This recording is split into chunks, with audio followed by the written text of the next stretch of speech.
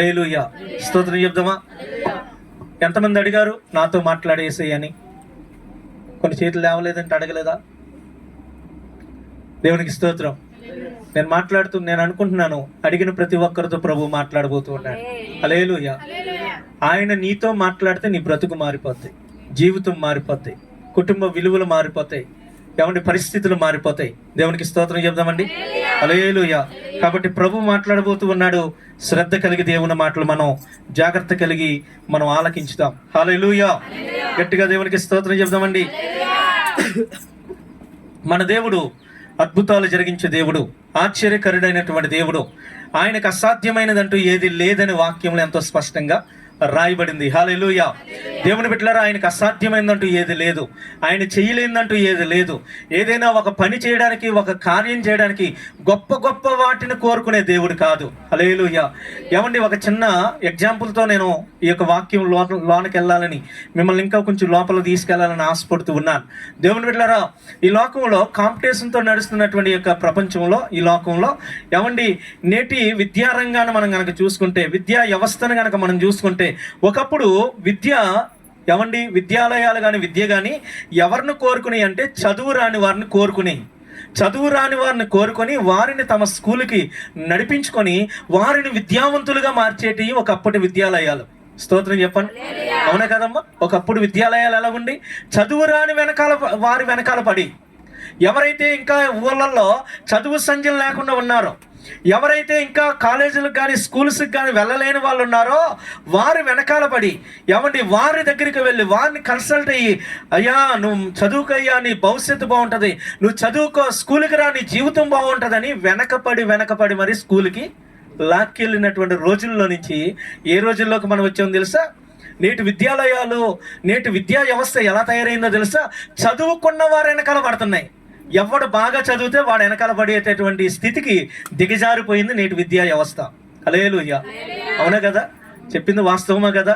ఈరోజు ర్యాంకర్స్ వెనకాల పరుగులు ఎడుతున్నాయి కాలేజీలో. ఎవరైతే ర్యాంకర్లు ఉన్నారో, ఎవరైతే బాగా చదువుకున్న వాళ్ళు ఉన్నారో వారు వెనకాల పరుగులు ఎడుతున్నాయి. చదువు రాని వాడిని వెనకాల ఎవడో పరిగెత్తేటటువంటి విద్యా వ్యవస్థలు ఏమి లేవు. దేవుని బిడ్డలారా, బాగా చదువుకున్నవాడిని 10వ తరగతిలో ఒక స్కూల్లో ఒక మంచి ర్యాంకర్ని తీసుకెళ్ళి నీ కాలేజీలో జాయిన్ చేసుకొని, ఇదిగో మా కాలేజీలో చదివితే 5వ ర్యాంక్ వచ్చింది, మొదటి ర్యాంక్ వచ్చిందంటే అది నీ సక్సెస్ కాదు, ఫెయిల్యూర్ అది. హల్లెలూయా. నువ్వు ఎప్పుడు సక్సెస్ అయినట్టు? ఏమి రాని శుద్ధ మొద్దును పట్టుకెళ్ళి దేవుని బిడ్డలారా వాడిని ర్యాంకర్గా తయారు చేస్తే అది నీ సక్సెస్. నేటి విద్యా వ్యవస్థలు అలా లేవు. నేటి విద్యా వ్యవస్థలు పాడైపోయినాయి. హల్లెలూయా. దేవుని బిడ్డలారా, మన దేవుడు మంచి ఉపాధ్యాయుడు. మన దేవుడు ఎవరండి? మంచి ఉపాధ్యాయుడు, బోధకుడైన తన దగ్గరకు వచ్చిన వారిని ఉన్నతంగా మార్చగలిగిన దేవుడు, ప్రయోజకులను చేయగలిగిన దేవుడు. హల్లెలూయా. స్తోత్రం చెప్పండి. ఆయన ఏదైనా చేయగలిగినటువంటి మన దేవుడు నీ నుంచి గొప్ప గొప్ప విషయాలు కోరుకోవట్లేదు. ఆయన అద్భుతం జరిగించడానికి గొప్ప వాటిని దేవుడు ఉపయోగించుకోడు అన్నాడు. అక్కడ పేరు తెచ్చుకోవడానికి, కాలేజీల పేర్లు పెరగడానికి వారు ఏం చేస్తున్నారు? గొప్ప వాళ్ళు వెనకాల పడుతున్నారు. మంచి ఎడ్యుకేషన్ కలిగినటువంటి స్టూడెంట్స్ వెనకాల పడుతున్నారు, ర్యాంకర్స్ వెనకాల పడుతున్నారు. ఎందుకు పడుతున్నారు? వీళ్ళు మా కాలేజీలో చదివితే మాకు పేరు వస్తుంది. హల్లెలూయా. స్తోత్రం చెప్పండి, గట్టిగా చెప్పండి. హల్లెలూయా. మన దేవుడు ఉన్నతమైన వ్యక్తిని అన్ని బాగున్నోని తెచ్చుకొని ఆయన దగ్గర కూర్చుని పెట్టుకొని వాడి క్రెడిట్ ఈయన తీసుకునే దేవుడు కాదు. పనికి మాలిన వాడిని ఆయన దగ్గర తెచ్చుకొని ప్రయోజకుని చేసి ఆయన పేరు తెచ్చుకోగలిగిన దేవుడు. స్తోత్రం చెప్తామండి. ఎందుకు ఉపయోగపడలేని వ్యక్తిని ఉన్నతంగా మార్చి, ఇదిగో నేనంటే ఇది అని నిరూపించుకోగలిగినటువంటి దేవుడు. స్తోత్రం చెప్పండి, గట్టిగా చెప్దామా? హల్లెలూయా. ఈరోజు ప్రభు మాట్లాడుతూ ఉన్నాడండి మనతో. దేవుడు మన జీవితాల్లో అద్భుతాలు చేయడానికి, దేవుని బిడ్డలారా, నువ్వు ఉన్నతమైన చదువు అవసరం లేదు ఆయనకి, ఉన్నతమైన జ్ఞానం అవసరం లేదు ఆయనకి, ఉన్నతమైన తెలివితేటలు అవసరం లేదు ఆయనకి, నీ యొక్క ఉన్నతమైనటువంటి ధనధాన్యాలు దేవుడికి అవసరం లేదు. ఏమీ లేని వాటిని కోరుకొని, దేవుని బిడ్డలారా, అద్భుతాలు జరిగించినటువంటి దేవుని మనం నమ్ముకున్నాం. ఈరోజు నీకు జ్ఞానం లేదా, అందం లేదా, చదువు లేదా, ఉద్యోగం లేదా, నలుగురిలో పలుకుబడి లేదా, దేవుని బిడ్డలారా, అయినా నువ్వు దిగాలు చెందాల్సినటువంటి అవసరం, నువ్వు భయపడాల్సినటువంటి అవసరం లేనే లేదు. ఎందుకంటే నువ్వు నమ్ముకున్న దేవుడు ఏమున్నా లేకపోయినా వట్టి చేతులతో ఉన్న దేవుని బిడ్డ, నీ చెయ్యి పట్టి దేశం యొక్క ఉన్నత శిఖరాల మీద నిలపగలిగినటువంటి దేవుడు ఆయన. దేవునికి స్తోత్రం చెప్దామా? హల్లెలూయా. ఆయన నిన్ను దీవించడానికి, అద్భుతం చేయడానికి గొప్ప గొప్ప వాటిని కోరుకునే దేవుడు కాదు. నీలో గొప్ప గొప్ప వాటిని చూసే దేవుడు కూడా కాదు. వాక్యంలో దేవుని బిడ్డలారా, ఒకసారి ఒక 2 వచనాలు మనం చదువుకొని తర్వాత మరికొంచెం లోతుల్లోనికి మనం వెళ్దాం. చూడండి, ఆదికాండము 14వ అధ్యాయము, ఆదికాండము 18వ అధ్యాయము 14వ వచనం. 18వ అధ్యాయము 14, 13 నుంచి చదువుతున్నాను చూడండి.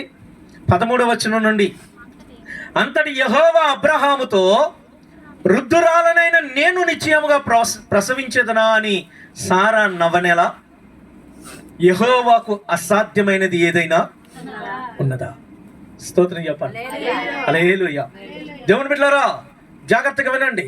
నువ్వు ఎక్కడికైనా వెళ్ళినప్పుడు, నీ జీవితంలో ఏదైనా జరగాలంటే అక్కడ కొన్ని పరీక్షలు ఉంటాయి, ఏమండి, కొన్ని స్కానింగ్లు ఉంటాయి. వాటిల్లో నువ్వు ఎలిజిబుల్ అని తేలిన తర్వాతే వాడు నీకు మాట ఇవ్వగలడు. హల్లెలూయా. అందులో నువ్వు ఏమండి, ఈ వ్యక్తి అనుకూలంగా ఉంది, ఇతని శరీరం అనుకూలంగా ఉందని తేలితేనే దేవుని బిడ్డలారా ఆ వ్యక్తి నీకు మాట ఇవ్వగలడు. మొన్న నేను ఈ యొక్క గూగుల్లో కొన్ని వార్తలు వస్తూ ఉంటాయి మొబైల్లోకి, ఏమంటే గూగుల్లో కొన్ని వార్తలు వస్తూ ఉంటాయి. హల్లెలూయా. డిస్కవరీ అనేది ఒకటి ఉంటుంది గూగుల్లో. అందులో ఎక్కడెక్కడో జరిగే వార్తలన్నీ వస్తూ ఉంటాయి. 42 ఏళ్ల సినీ నటి గర్భవతి అయ్యింది పెండ్లి కాకుండానే. ఏమండి, అది ఎట్లా సాధ్యమైందో తెలుసా? మీరు అనుకున్నటువంటి విధానంలో కాదు, కానీ అది ఎలా సాధ్యమైందో తెలుసని ఒక వార్త వస్తే, ఏంటి అసలు 42 ఏళ్ళ ఆమె పెళ్లి కాకుండానే, పురుషుని ప్రమేయం లేకుండా ఎలా గర్భవతి అయింది అని నేను వార్త చదువుతూ ఉన్నప్పుడు, ఆమె చాలా హాస్పిటల్స్ తిరిగిందంట. ఎన్నో హాస్పిటల్ తిరిగితే వాళ్ళందరూ టెస్టులు చేసి, అమ్మ నీది వయసు పైబడిపోయింది, నీ యొక్క లోపల ఫలించేటటువంటి తత్వం లేదు సరిగ్గా, కాబట్టి ఇదిగో నువ్వు ఈ టెస్ట్ ట్యూబ్ బేబీ నీకు పుట్టడం అసాధ్యం అని అనేక మంది డాక్టర్స్ రిజెక్ట్ చేశారంట.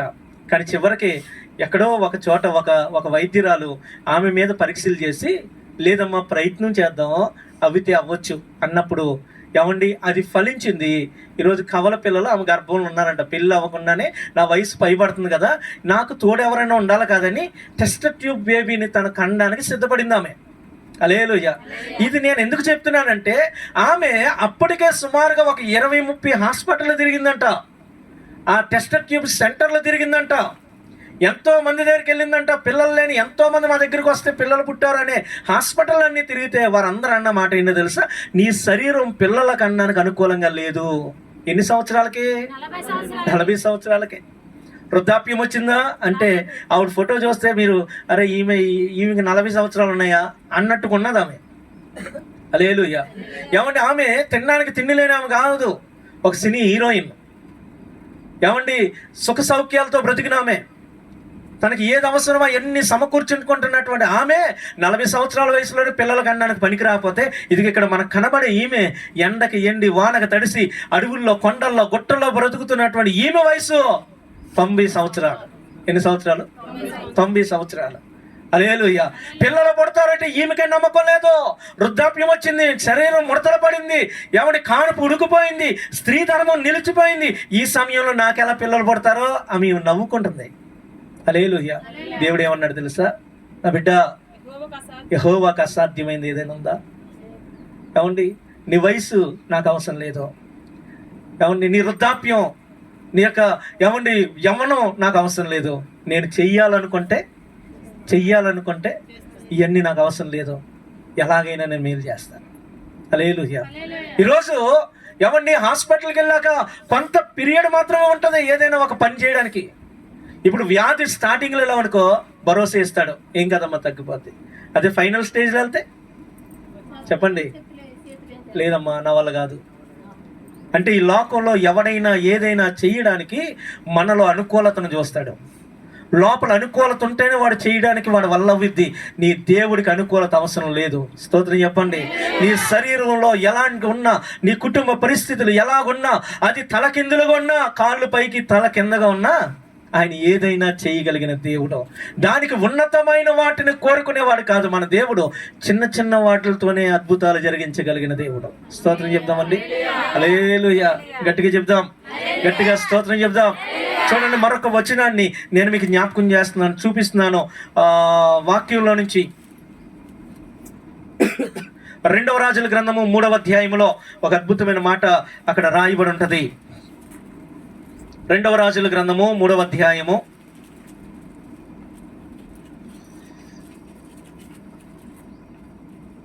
2వ రాజుల గ్రంథము 3వ అధ్యాయము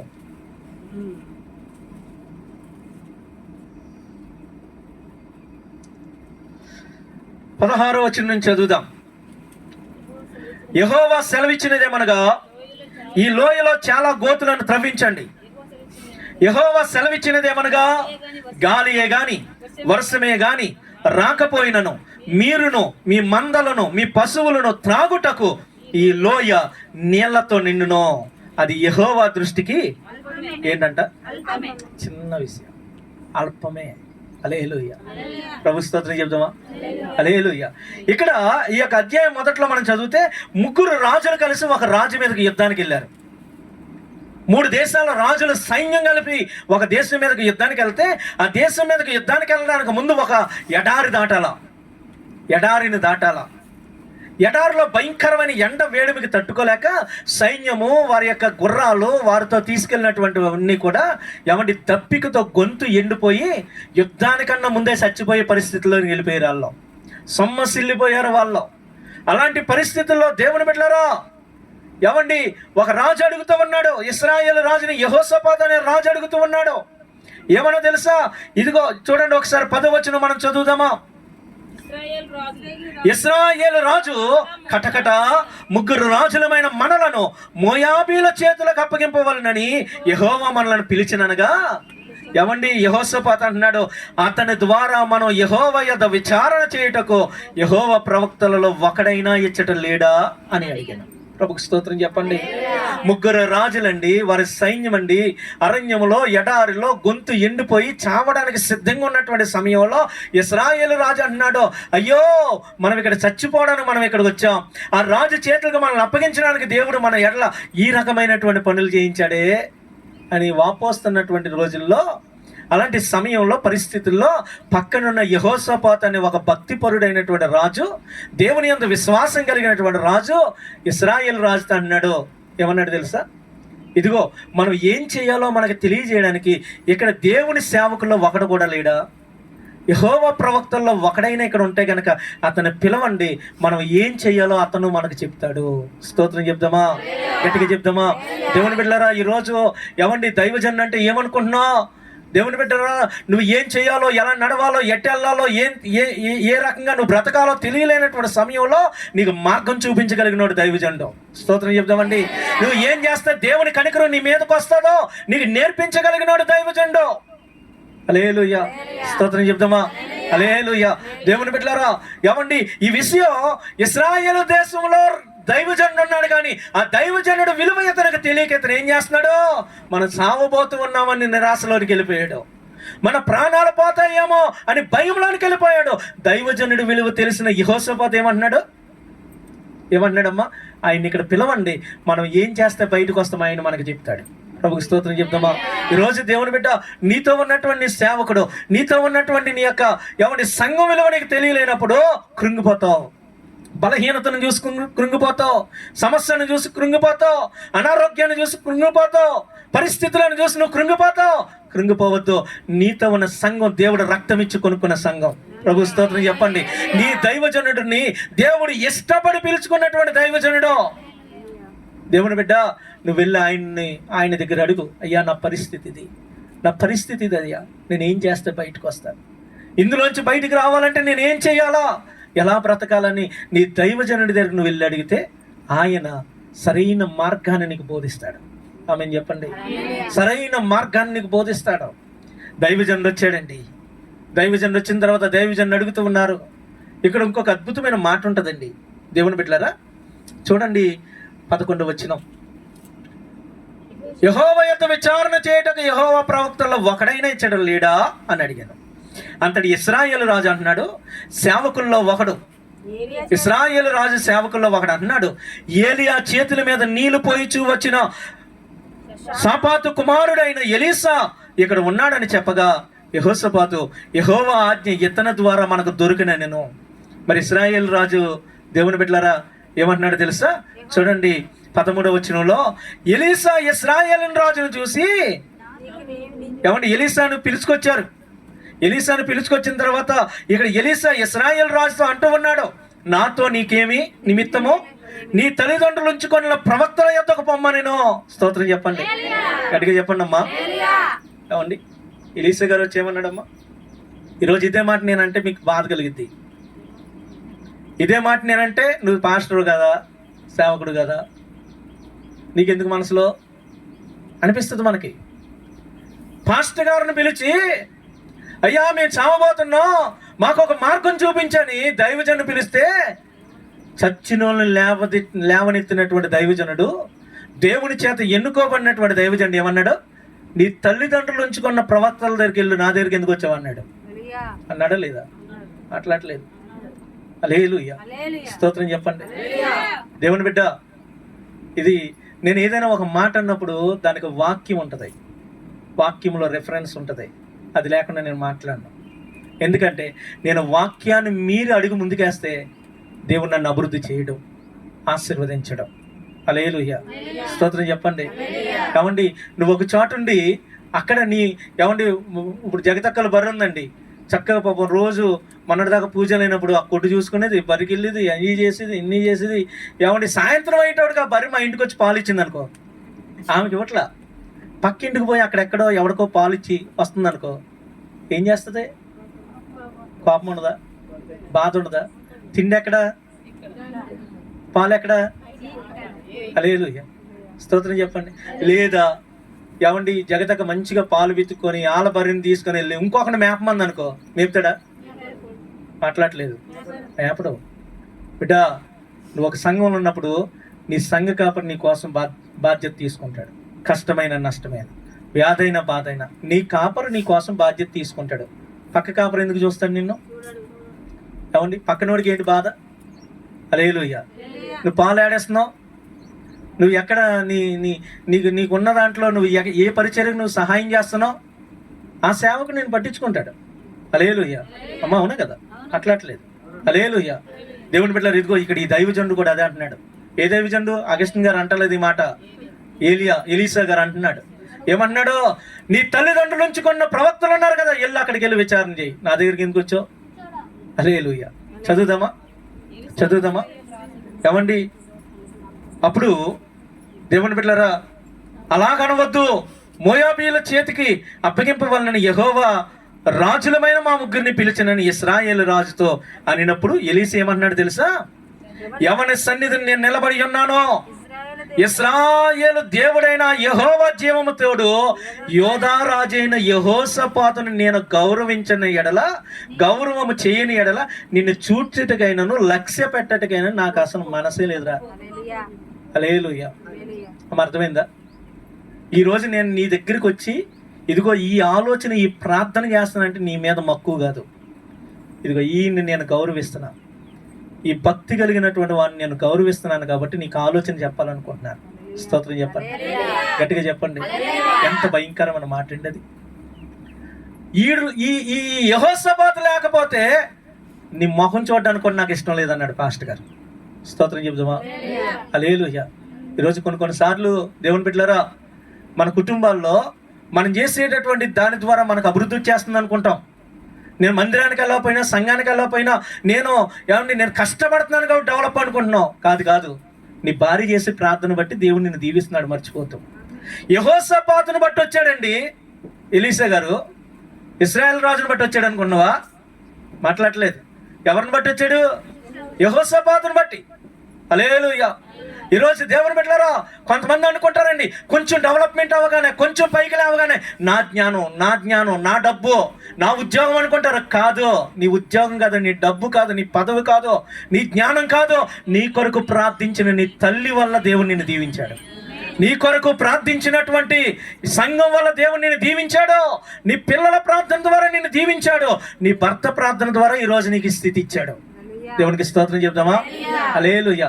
ఇది మాత్రం మనం మర్చిపోకూడదు. స్తోత్రం చెప్పండి. ఇప్పుడు ఈ దైవజనుడు వచ్చి మాట్లాడిన తర్వాత అప్పుడు చెప్తున్నాడండి. ఏమన్నాడు తెలుసా? ఇదిగో ఈ స్థలమందు బాగా గోతులు తవ్వించండి అంటే అందరూ ఆశ్చర్యపోతున్నారు. ప్రభువా, అయ్యా పాస్టర్ గారు, ఇది ఎడారి కదా, ఇక్కడ గోతులు తవ్విస్తే మాత్రం నీ ల్యాండ్ నుంచి వస్తాయి. హల్లెలూయా. ఇప్పుడు గోతులు తవ్విస్తే ఎడారిలో మనం గోతులు తవ్వామని వర్షం పడుతుందా? అట్లట్లేదు. మనం గొయ్యలు తవ్వగానే వర్షం వచ్చేద్దా? గోతులు తవ్వగానే నీళ్ళు వస్తాయా? ఎక్కడి నుంచి వస్తాయి? ఎడారిలో నీళ్ళు ఎడ దొరుకుతాయి మనకంటే అప్పుడు ఈ మాట అంటున్నాడండి. ఏమంటా తెలుసా? 16వ వచనంలో, దేవుని బిడ్డలారా 17వ వచనంలో, యెహోవా సెలవిచ్చినది ఏమనగా, గాలియే గాని వర్షమే గాని రాకపోయినా మీరును మీ మందలను మీ పశువులను త్రాగుటకు ఈ లోయ నీళ్లతో నింపబడును. స్తోత్రం చెప్పండి, గట్టిగా చెప్పండి. ఇది యెహోవా దృష్టికి అల్పమే, అల్పమే. దేవునికి స్తోత్రం చెప్తామా? అమ్మా, వింటున్నావా? ఈరోజు నువ్వు దీవించబడాలంటే ఏదో కావాలనుకున్నావా? వాళ్ళకు ఒక ఆలోచన ఉంది. ఈ గోతులు నిండాలంటే ఏం కావాలి? వర్షం రావాలా, పెద్ద తుఫాన్ రావాలా, వస్తే గానీ గొయ్యలు నిండవు. మరి దేవుడు ఏమన్నాడు? అది నిండడానికి గాలి అవసరం లేదు, తుఫాన్ అవసరం లేదు, హల్లెలూయా, వర్షం అవసరం లేదు. నువ్వు తాగడానికి, నీ పశువులు తాగడానికి, నీ మందలు తాగడానికి నీళ్లను దేవుడు తీసుకొస్తాడు. నువ్వు ముందు తవ్వన్నాడు దేవుడు. హల్లెలూయా. దేవుని బిడ్డ, నీ దేవుడు నిన్ను ఆశీర్వదించడానికి ఎవరిని నీలో ఏది ఆయన చూసే దేవుడు కాదు. ఆయన కృప ద్వారా మాత్రం అద్భుతం జరిగిస్తాడు. ఏమీ లేని వట్టి చేతులతో ఉన్న పర్లా ఆయన దాపుకురా, ఆయన చెంతకురా. ఆయనే నా దేవుడు, ఆయన నన్ను దీవిస్తాడని నువ్వు నమ్ము. ఇదిగో యెహోషాపాతు నమ్మాడు. దైవజనుడు వస్తే ఏం చెయ్యాలో, మేము బ్రతకడానికి ఏం చెయ్యాలో, మా ప్రాణాలు పోకుండా మాకు నీళ్ళ నుంచి వస్తాయి చెప్తాడు అన్నాడు. ఇదిగో వచ్చాడు పాస్టర్ గారు చెప్తున్నాడు ఇక్కడ. హల్లెలూయా, స్తోత్రం చెప్దామా? 2 మాటలు చదివానండి. మొదటి మాటలో ఏమండి, ఎవరంటున్నారు? సారాయి అంటుంది. ఏమంటుంది? నా వయసు అయిపోయింది కదా, ముసలిదాన్ని కదా, గర్భం ఉడికిపోయింది కదా, మృతతుల్యం అయిపోయింది కదా, శరీరం నుడతలు పడిపోయింది కదా, కానుపు ఉడికిపోయింది కదా, నాకు పిల్లలు ఎలా పుడతారు? మరి దేవుడు ఏమన్నాడు? యెహోవాకు అసాధ్యమైంది ఏదైనా. స్తోత్రం చెప్పండి, హల్లెలూయా. ఆయనకి పిల్లలు ఇవ్వడానికి యేసు ప్రభువు మాట అంటాడండి, ఇదిగో ఈ శిష్యులు నోరు మూసుకుంటే దేవుడు ఈ రాళ్ళకు కూడా పిల్లలు పుట్టించగలడు. స్తోత్రం చెప్దామా? హల్లెలూయా. అమ్మ, ఎవరికి? రాళ్ళ కంటే అర్థం ఏంటి తెలుసా? కఠినమైనటువంటి ఎవండి ముయ్యబడిన వాటికి కూడా రాళ్ళల్లోంచి నీళ్లు రావడమే అసాధ్యం. పిల్లలు ఎక్కడి నుంచి వస్తారు? అసాధ్యమైనటువంటి సమయంలో కూడా దేవుడు సమస్తాన్ని సాధ్యం చేయగలిగిన దేవుడు. స్తోత్రం చెప్దామా? హల్లెలూయా. ఈరోజు ప్రభు మనతో మాట్లాడుతూ ఉన్నాడు. సారాయి అలాగే ఉంది. ఓ పక్కన ఏమండి ఈ ఇశ్రాయేలు రాజు అంటున్నాడు, వర్షం లేకుండా నీళ్ళు ఎలా నిండితే పిచ్చడువా అన్నట్టు మాట్లాడితే దేవుడు అంటున్నాడు, దైవజన్ అంటున్నాడు, ఇది నిండడానికి వర్షం అవసరం లేదు, ఇది నిండడానికి గాలి అవసరం లేదు, ఇది నిండడానికి తుఫానులు రావాల్సిన అవసరం లేదు. ఈ గోతులు నిండితాయి, మీరు తాగుతారు తవ్వండి అన్నాడు. హల్లెలూయా, స్తోత్రం చెప్పండి, గట్టిగా చెప్పండి. చూడండి 20వ వచనం, దేవుని బిడ్డలారా చూడండి 20వ వచనం. ఉదయ నైవేద్యం అర్పించు సమయమందు నీళ్లు ఎదోము మార్గముగా రాగా దేశము నీళ్లతో నిండాను.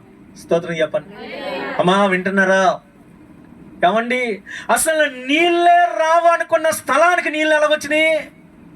దేవుడు తీసుకొస్తాడు, ప్రభు పట్టుకొస్తాడు.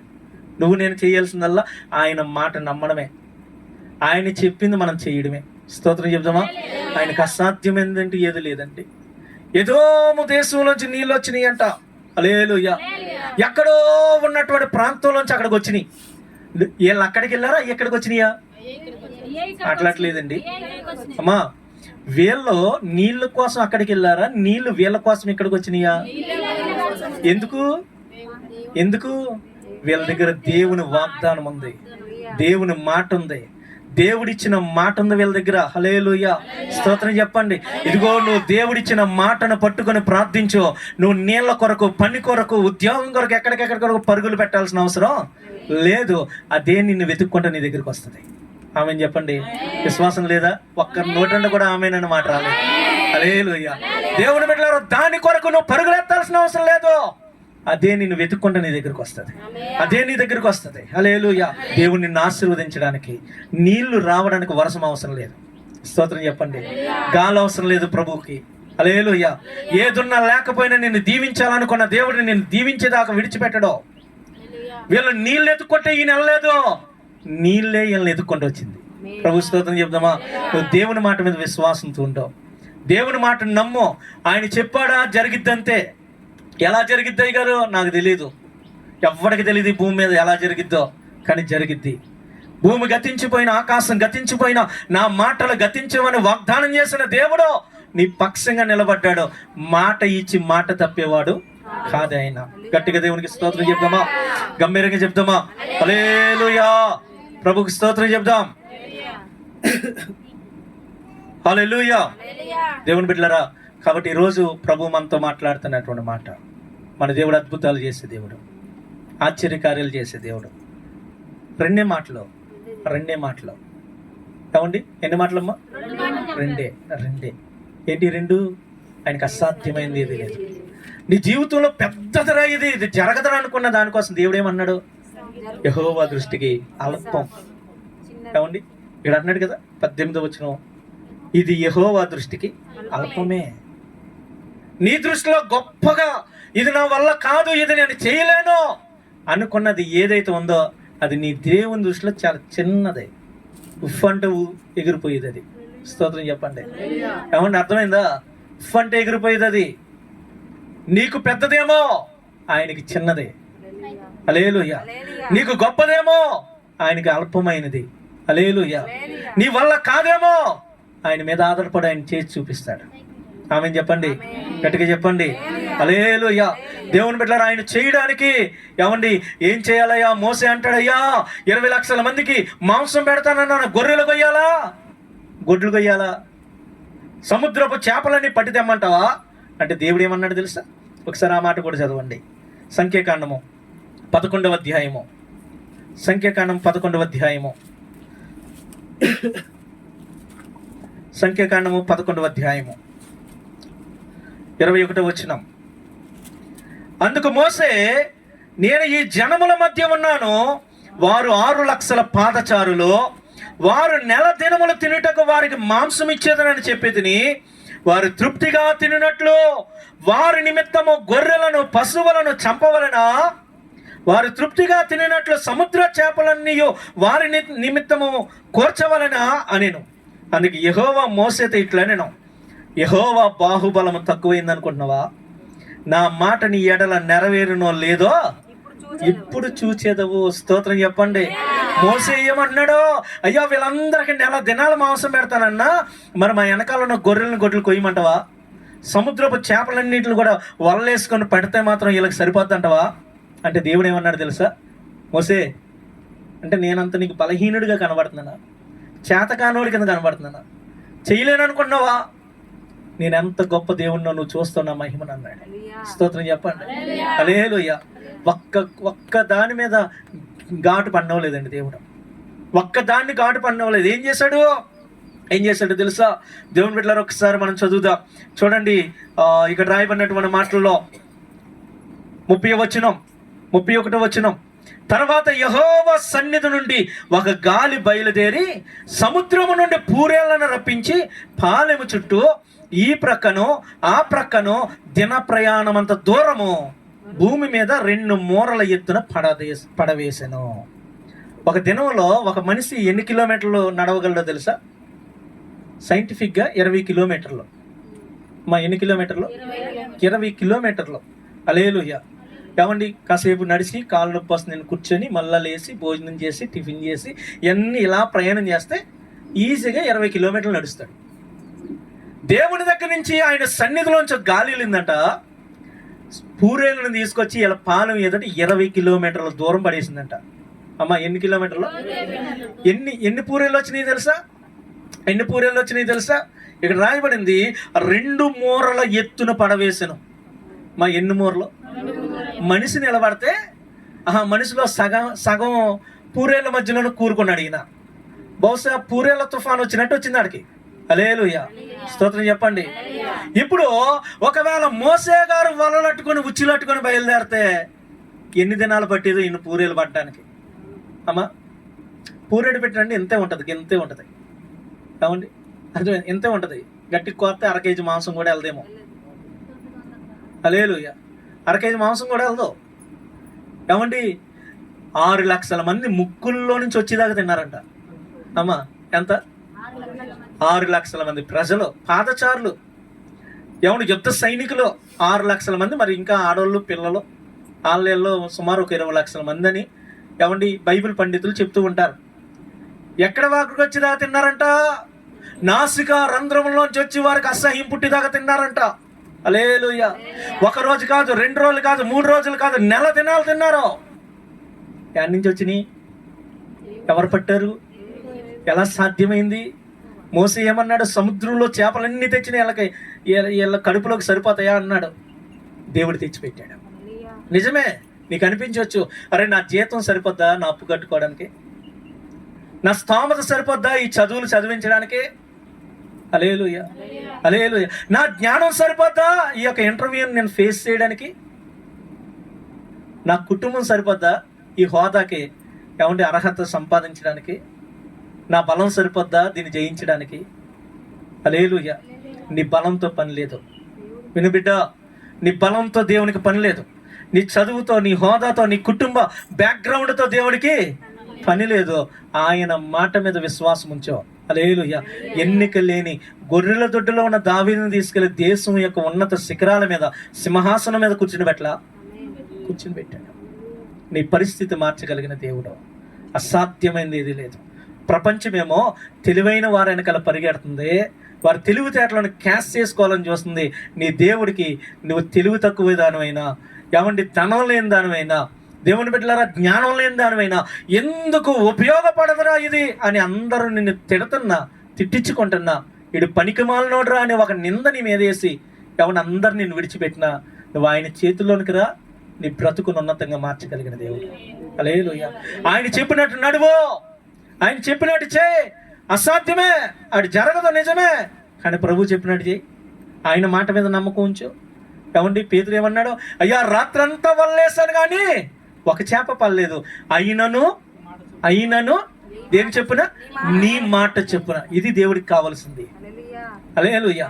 నీ మీద విశ్వాసం కాదండి, ఆయన మాట మీద విశ్వాసంతో నువ్వు అడుగులై 2 దోణెలు మునిగేటని చేపలు దేవుడిచ్చాడు పేతురికి.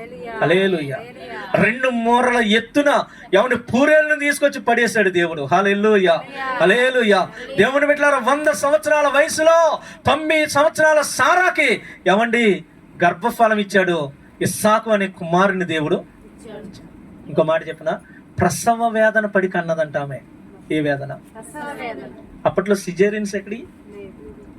ఏమండి ప్రసవ వేదన. ఓ మా అమూల్యానికి అన్నప్పుడైతే పాస్టమ్ గారు లోపల ఏమండి లోన్ ఉంటే నేను బయట ఉన్నా, ఒకటే కేకలు అరుపు. లోన సుమారు ఒక 15-20 మంది ఉన్నారు. కాన్పు గవర్నమెంట్ హాస్పిటల్, కాకినాడ పెద్ద హాస్పిటల్లో. వాళ్ళు తిడుతున్నారండి బూతులు. వామ్మా, ఆ కేకలకి ఆ నొప్పి తట్టుకోలేక, ఆ బాధ తట్టుకోలేక నర్సులు అన్నారు పుస్సింగ్ ఇయ్యి అంటే నీకు వస్తే తెలుస్తుంది అంటుందో కావడి. స్తోత్రం చెప్పండి. హల్లెలూయా. మేము బయట ఉన్నాం, లోన ఏమో కాన్పులు కదా, బయట ఉన్నాం.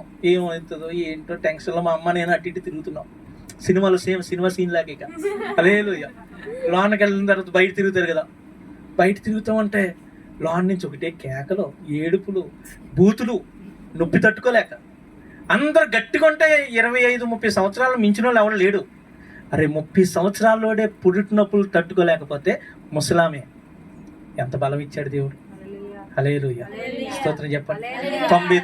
90 సంవత్సరాల సారా పురిటి నొప్పులతో పిల్లోడికి జన్మనిచ్చింది. స్తోత్రం చెప్పండి. నీ దేవుడు నీకు వాగ్దానం ఇచ్చాడంటే అది నెరవేర్చడానికి కావలసిన సామర్థ్యం, శక్తిని కూడా దేవుడు నీకు ఇస్తాడు. ఆమె చెప్పండి, గట్టిగా చెప్పండి. ఒక మాట ఇచ్చాడంటే ఆ మాట నీ జీవితంలో నెరవేర్చడానికి ఎంత దూరమైనా వస్తాడో, ఎంతకైనా దేవుడు తెగిస్తాడు. ప్రభు స్తోత్రం చెప్దామా?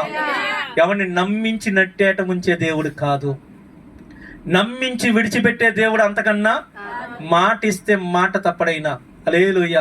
ఈరోజు నీ బలాన్ని చూసుకొని కృంగిపోకు, నీ జ్ఞానాన్ని బట్టి కృంగిపోకు, మనుషుల నిందలను బట్టి కృంగిపోకు. దేవుని బిడ్డ, నా దేవుడు ఉన్నాడనే ధైర్యంతో అడుగులే. ఆయన నిన్ను విడిచిపెట్టడు. హల్లెలూయా. ఆయనకు అసాధ్యమైందంటే ఏది లేదు. ఆయనకి సమస్తము సాధ్యమే. నీకు గొప్ప విషయాలు నా వల్ల కాదమ్మో అనుకున్నవి ఆయనకు అల్పమైనవి, స్వల్పమైనవి. హల్లెలూయా, హల్లెలూయా. దీని కొరకు నేను అంత కష్టపడాలేమో అనుకుంటున్నావేమో, ఆయన ఒక గాలిని పంపిస్తాడు. అమ్మ, ఎవరిని మాట్లాడతలేదు, గాలిని పంపిస్తే పట్టుకొచ్చి నీ దగ్గర పడేస్తుంది. హల్లెలూయా. గాలి తీసుకొచ్చి పడేసిందంటే అండి, నెల దినాలకు కావాల్సిన ఆహారం. స్తోత్రం చెప్పండి. ఏనాడైనా గాలి దుమ్ములు వచ్చి ఉన్నాయి నాశనం అయిపోవడం కానీ మనకి తెచ్చిపెట్టింది ఏమనుందా? కానీ ఈ గాలి తెచ్చిపెట్టింది. స్తోత్రం చెబుదామా? హల్లెలూయా. ఏమంటే ఈ లోకము యొక్క గాలి ఏమో పాడు చేసేది అయితే, ప్రభువు పంపించే గాలి నిన్ను బాగు చేసేది, నిన్ను కట్టేది. స్తోత్రం చెబుదామా? హల్లెలూయా. రాత్రంతా కష్టపడిన సంపాదించలేంది ప్రభు మాట ప్రకారంగా ఒక్కసారి వలేస్తే 2 దోణులు మునిగేటని చేపలు పట్టగలిగాడు. ఈరోజు నీ జ్ఞానంతో, నీ యొక్క తెలివితో, నీ బలముతో, నీ యొక్క స్టేటస్తో, నీ పలుకుబడితో నువ్వు సాధించలేంది ఆయన మాట ప్రకారం నిలబడి చూడు. ఒక్కరోజు చాలు, 1 గంట చాలు, 1 క్షణం చాలు. నీ రోగాన్ని కుదర్చడానికి, నీ తెగుల నుంచి విడిపించడానికి, నీ పరిస్థితిని మార్చడానికి, ఉన్నతంగా దీవించడానికి 1 క్షణం చాలు దేవుడికి. ప్రభుకి స్తోత్రం చెప్దామా? గట్టిగా చెప్దామా? హల్లెలూయా. కాబట్టి విశ్వసిద్దాం, ఆయన మాట మీద మనం విశ్వసిద్దాం. ఆయన మాటను పట్టుకొని మనం ధైర్యంగా నిలబడదాం. ఆయన మాటే సృష్టికి శాసనం. హల్లెలూయా. సృష్టి నియమాన్ని ఇప్పటికి ఎవరు కనిపెట్టలేకపోయాడు. మనిషి కనిపెట్టినటువంటి వెహికల్స్ ఒకదానితో గుద్దుకొని సంవత్సరానికి లక్షల యాక్సిడెంట్లు అవుతున్నాయి. కొన్ని కోట్ల క్రిందట కనిపెట్టినటువంటి ఈ విశ్వంలో ఏదైనా ఎప్పుడైనా దారి తప్పి ఒకదాన్ని ఒకటి గుద్దుకుందా? మాట్లాడలేదండి, లేదే. దేవుడు చేస్తే అలా ఉంటుంది నీ జీవితంలో. దేవుడు క్రమపరిస్తే అలా ఉంటుంది. ఒక క్రమంలో దేవుడు పెడితే ఆ క్రమంలోంచి తప్పిపోవడం అసాధ్యం. హల్లెలూయా. కాబట్టి దేవుని మీద విశ్వాసం ఉంచు, దేవుని మాట మీద విశ్వాసం ఉంచు, దేవుని మీద నువ్వు ఆధారపడి నిలవబడు. ప్రభు నిన్ను దీవిస్తాడు. అటు కృప దేవుడు దయచేయను గాక. ఆమేన్. హల్లెలూయా. అందరు కళ్ళు మూసుకుందామా? దేవుని బిడ్డలారా, ప్రార్థన చేసుకుందాం. ఈరోజు దేవుడు మనతో మాట్లాడుతున్నటువంటి ఒకే ఒక మాట, నీ దేవుడికి అసాధ్యమైనది లేదు. నీ దేవుడికి అసాధ్యమైందంటే ఏది లేదు. స్తోత్రం. హల్లెలూయా, హల్లెలూయా.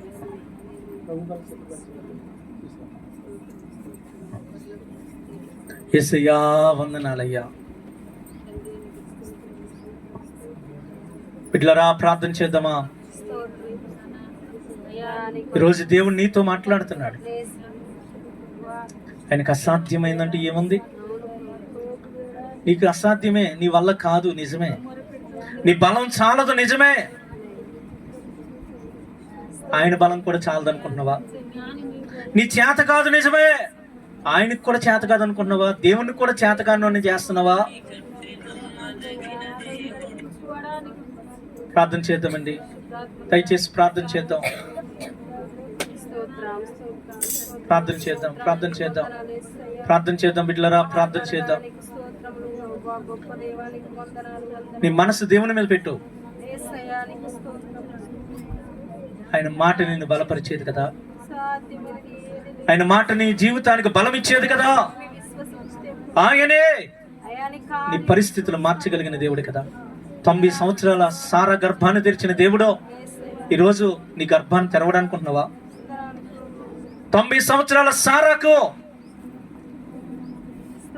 ప్రసవ వేదన పడగలిగినంత బలాన్ని ఇచ్చిన దేవుడు బలహీనతలో ఉన్న నిన్ను బలపరచడం అనుకుంటున్నావా? వర్షమే గాని, నీళ్ళే గాని, గాలే గాని రాకపోయినా ఆ ప్రాంతంలోనికి నీళ్లను తీసుకొచ్చిన దేవుడు నువ్వు ఆశీర్వదించబడ్డానికి కావలసిన ఉపాధిని దేవుడు ఇవ్వడానుకుంటున్నావా? ఉద్యోగాన్ని ఇవ్వడానుకుంటున్నావా? యోగ్యత లేని వారిని యోగ్యులుగా మార్చే దేవుడు కదా.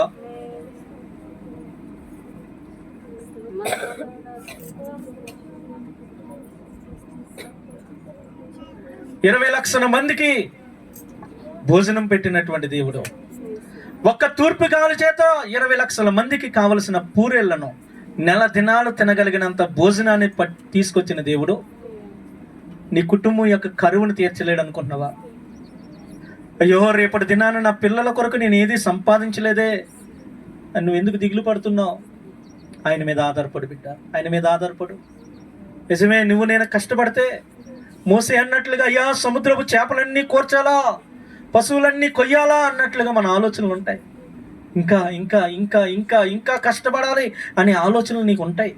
కానీ దేవుని బిడ్డ ఆయన అంటున్నాడు, యెహోవా బాహుబలము తక్కువైంది అనుకుంటున్నావా? మోసే, యెహోవా బాహుబలం తక్కువైందా? బిడ్డ, నా బాహుబలం తక్కువైందా అని దేవుడు అడుగుతున్నాడు. నీ జీవితంలో ఆయన బలం మీద ఆధారపడు.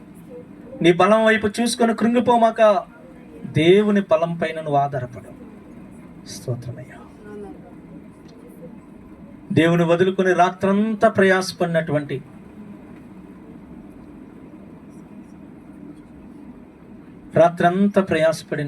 పేతురు ఏం సంపాదించగలిగాడమ్మా? దేవుని వదులుకున్న పేతురు ఏం సంపాదించగలిగాడో?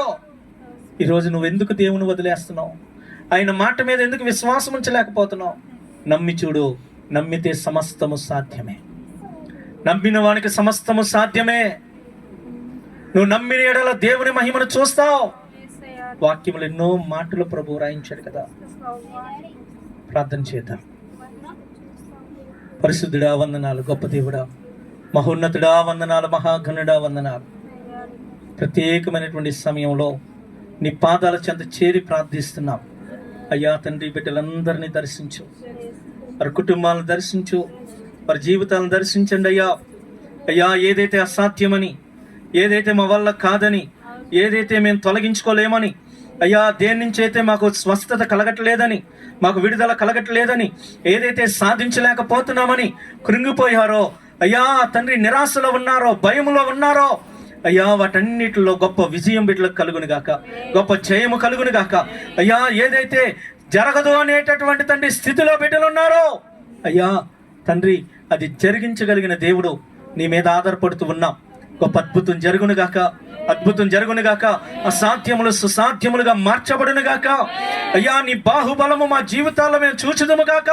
యెహోవాకు ఇది అల్పమైనది కదా అన్నట్లుగా తండ్రి, మా యొక్క తండ్రి సమస్యలు గాలికి పొట్టు ఎగరగొట్టబడినట్లుగా ఎగిరిపోవును గాక. అయ్యా, పొగవలే చెదరగొట్టబడును గాక. మా జీవితాల్లో గొప్ప ఆశీర్వాదము కలుగును గాక. నీ మహిమ కొరకు మా జీవితాల్లో గొప్ప మేలు కలుగును గాక. మేము ఏదైతే జరగదని బిడ్డలు అయ్యా సందేహంలో ఉన్నారు, వాటిని మీరు జరిగించండి. వాటిని మీరు జరిగించి నేను నీ దేవుడును అని బిడ్డలను మీరు ధైర్యపరచండి. కృప చూపండి, సహాయం చేయండి. యేసు నామములో అడుగుచున్నాం తండ్రి.